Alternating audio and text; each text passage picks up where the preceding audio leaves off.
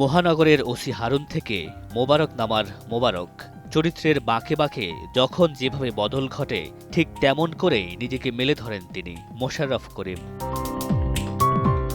ছোট কিংবা বড় পর্দায় উৎসবে তাকে ঘিরে থাকে দর্শকের বাড়তি আগ্রহ। এবার ঈদুল আজহায় তিনি আসছেন তীব্র গতিতে হর্ন বাজিয়ে বহিমিয়ান খোড়া হয়ে, আর তার বিপরীতে এক ঝাঁক অভিনেত্রী।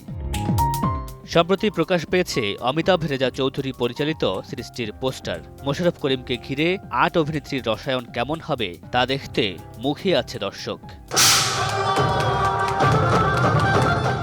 অন্যদিকে পরিবার ছাড়া দেখা নিষেধ এমন স্লোগান নিয়ে ঈদের সিনেমার তালিকায় যুক্ত হয়েছে উৎসব। তানিম নূর পরিচালিত সিনেমাটিতে অভিনয় করেছেন জাহিদ হাসান, জয়া আহসান, চঞ্চল চৌধুরী সহ দেশের ১১ জন তারকা শিল্পী। একটা পারিবারিক ফিল্ম, যেটা অনেক সময় হয় না। এখানে ইমোশন আছে, এখানে হাসি আছে, কষ্ট আছে, গল্পটা আছে।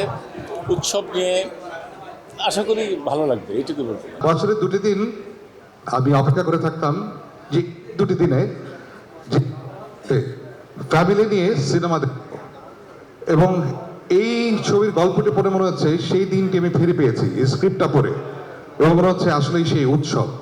এক সিনেমায় এতজন তারকার কেমিস্ট্রি দেখার অপেক্ষায় দর্শক। মামুনুর রশীদ পনেল, সময় সংবাদ, ঢাকা।